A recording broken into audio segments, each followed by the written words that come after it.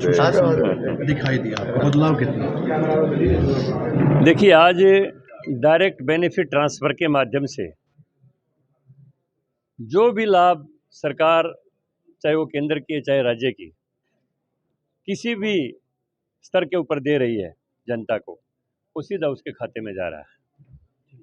एक समय था जब देश के प्रधानमंत्री राजीव गांधी जी कहते थे कि हम तो 100 रुपये भेजते हैं केंद्र से, लेकिन जाते जाते 85 रुपया गायब हो जाता है, बीच में ही गुम हो जाता है, दलालों की भेंट चढ़ जाता है और 15 पैसे ही लाभार्थी को मिल पाते हैं। लेकिन हम दावा कर सकते हैं 2014 के बाद से जो एक इरा आया है, मोदी इरा जिसको बोलते हैं, जो भी सरकार की लाभकारी नीतियां हैं वो 100% हर गरीब के खाते के अंदर डायरेक्ट बेनिफिट ट्रांसफ़र के माध्यम से पहुंच रही है। ये एक सुशासन का बहुत बड़ा उदाहरण है। आज चाहे वो केंद्र की नौकरियां हों चाहे वो राज्य की नौकरियां हों, बिना किसी पर्ची खर्ची के मेरिट के आधार पर पूरे देश में और प्रदेश में युवकों को मिल रही है। ये एक सुशासन का बहुत बड़ा उदाहरण है। आज तहसीलों में, बीडीओ ऑफिसेज में, मैं ये नहीं कहता कि पूरी तरह से भ्रष्टाचार समाप्त हो गया, लेकिन किसी भी चीज़ को परिवर्तित करने में समय लगता है, लेकिन सुशासन की शुरुआत हो गई और बहुत सी जनता की परेशानियां दूर हो गई, चाहे वो इंतकाल की हो चाहे रजिस्ट्री की नकल की हो। जनता को जितनी भी सुविधाएं डिजिटलाइजेशन के माध्यम से दी जा सकती थी वो हुआ है। मोदी जी ने जिस समय कहा कि आप लोग जनधन खाते खुलवाओ, कोई आदमी सोच नहीं सकता था कि हिंदुस्तान जैसे देश में इतनी अनपढ़ जनता है, बैंकिंग का सिस्टम चलेगा कैसे।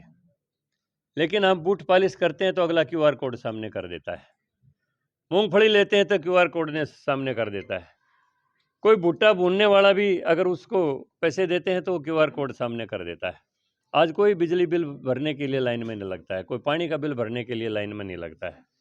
ये बहुत बड़ा सुशासन का एक उदाहरण मैं आपके सामने दे सकता हूँ। आज देश में जब 2014 में केवल मात्र 6 करोड़ खाते थे 125 करोड़ लोगों में, आज 140 करोड़ों में 80 करोड़ लोग बैंक के माध्यम से अपना काम कर रहे हैं।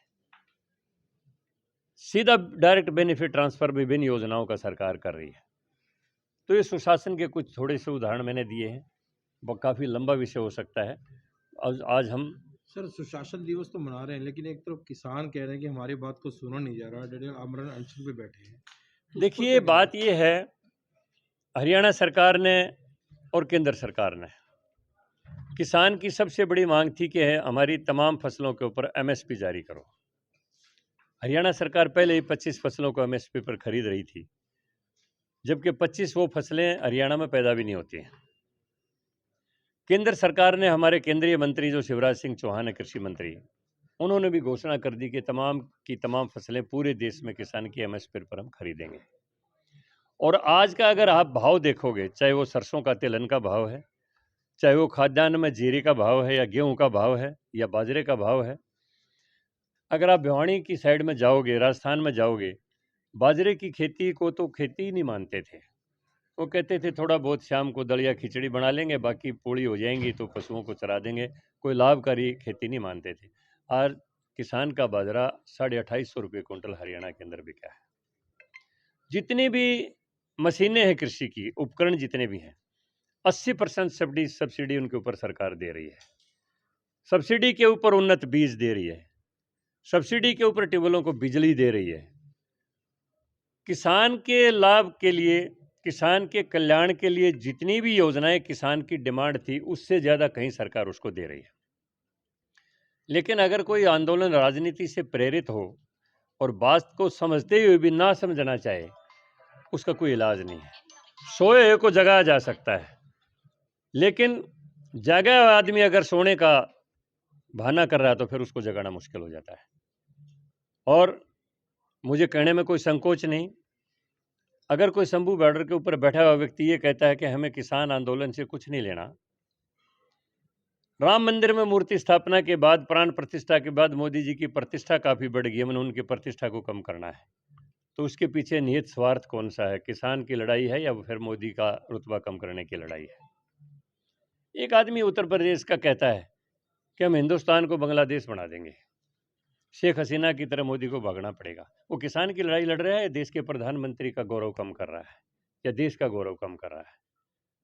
इन चीज़ों से किसान को समझना पड़ेगा कि वो बहकावे में ना आए। अंतर्राष्ट्रीय मिलेट वर्ष घोषित करवा के मोदी जी ने हिंदुस्तान के ज्वार बाजरे और रागी की कीमत विश्व स्तर के ऊपर इतनी बढ़ा दी है, पूरे विश्व की समझ में यह आया कि मोटा अनाज ही स्वास्थ्य के लिए सबसे ज़्यादा लाभदायक है और हिंदुस्तान मिलेट का सबसे बड़ा उत्पादक देश है। जिस दिन ये कंसेप्ट पूरी दुनिया में आ जाएगा, हिंदुस्तान के राजस्थान के किसान का बाजरा इंग्लैंड, अमेरिका, कनाडा के बाजार में 400 रुपये किलो बिकेगा। तो किसान ये कहता है कि मेरी आमदनी दुगनी होनी चाहिए, उसकी आमदनी 10 गुनी हो जाएगी। प्रधानमंत्री जी अब प्राकृतिक खेती की तरफ ले जाना चाहते हैं। मैं देश के किसान का धन्यवाद करता हूँ, साधुवाद देता हूँ। जिस समय 40 करोड़ देश की जनता थी, पेट भरने के लिए अनाज नहीं था। हमने देखा ऑस्ट्रेलिया, अमेरिका से गेहूँ आयात होता था, लेकिन आज 140 करोड़ की आबादी को पेट भर अनाज देने के बाद भी हम खाद्यान्न को एक्सपोर्ट कर रहे हैं। किसान ने मेहनत की है, वो साधुवाद का पात्र है, धन्यवाद का पात्र है। लेकिन मोदी जी कहते हैं किसान ने क्वांटिटी पैदा कर दी, हम उसको क्वालिटी की तरफ ले जाना चाहते हैं। प्राकृतिक खेती, क्योंकि हम अपने खाने के लिए मध्य प्रदेश का गेहूँ खरीदते हैं 3800 रुपये, 4000 रुपये कुंटल, और यहाँ अपने गेहूँ को बेचते हैं 2500 रुपये कुंटल। तो मध्य प्रदेश भी हमारे देश का एक हिस्सा है। हम उस गेहूँ की गुणवत्ता को यहाँ भी पैदा कर सकते हैं अगर प्राकृतिक खेती करें, एक्स्ट्रा पेस्टिसाइड का इस्तेमाल ना करें, केमिकल यूरिया का इस्तेमाल ज़्यादा ना करें, लिक्विड यूरिया, नैनो यूरिया जो देश का स्वदेशी